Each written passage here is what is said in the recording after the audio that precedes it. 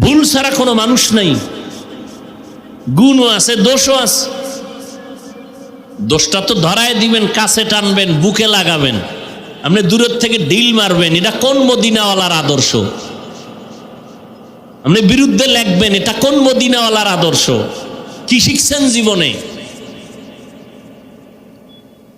আজকে মুসলমান বেশি, তাবলিগ বেশি, পীর মুরিদি বেশি, মাদ্রাসা বেশি, আলেম ওলামা নাস্তিক হাতে গোনা কয়েকটা।